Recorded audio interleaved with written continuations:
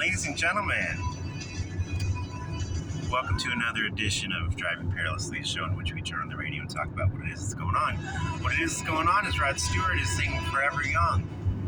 I just realized how many biblical references are, well, I didn't realize how many because I haven't even listened to the whole song while thinking of this. But I just realized that Rod Stewart's Forever Young, which I think is from Working Girl, starring Melanie Griffith, has more biblical references in it than I remembered. So I'd like to go through that sometime and see how many I can find. When we think about English as we know it was so created by King James 1611 Bible references. So it used to be that just hearing anything in English had some biblical references. But of course, we've gotten off of that track. But I'll have to look at that song and see how many biblical references there are in Forever Young as sung by Rod Stewart. See if anybody else has sung it and so forth. Anyway, what I'm thinking about today in this edition of Driving Perilously is the fact that in my YouTube bubble, nobody cares that we don't have a president from, is it July to January? That's a long time without a president, guys. Everybody's talking about 2024. But after the debate where Biden was comatose, nobody cares who's president now. So Kamala Harris says that she can offer no tax on tips. Well, why doesn't she do it now? Isn't she in charge now?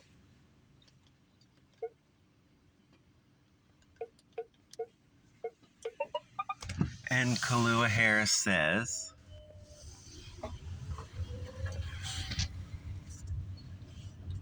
that on day one, food is going to be cheaper. Well, why can't she do it now? If she's vice president and the president is incapacitated, that means she's the president.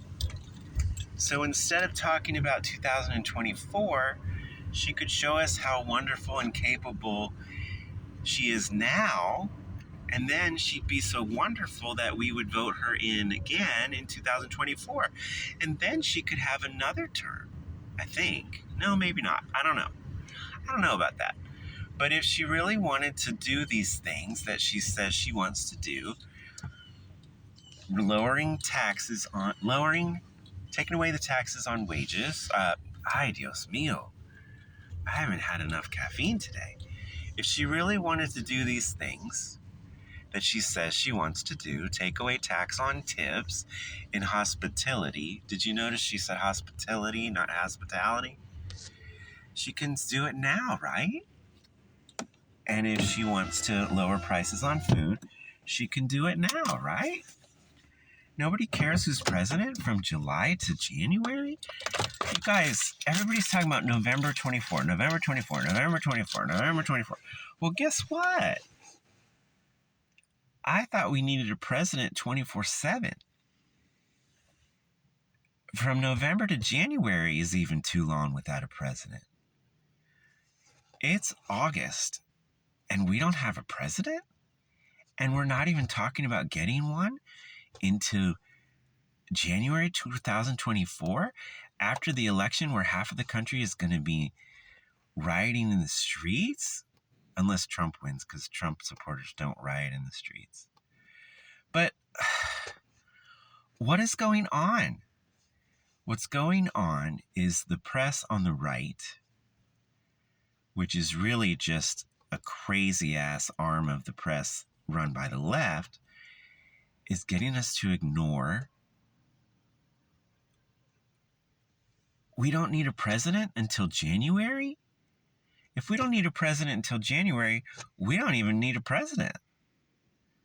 If we can go that long while major wars are happening, while elections are happening, and after an election, which would be from November 2024 till the new president or same president comes in 25, then we don't need a president at all.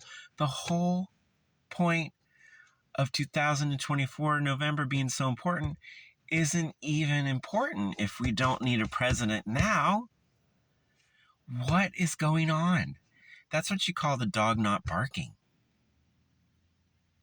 If presidents are so important, then we need one today. We need one last month, and we don't have one. Wake up, people.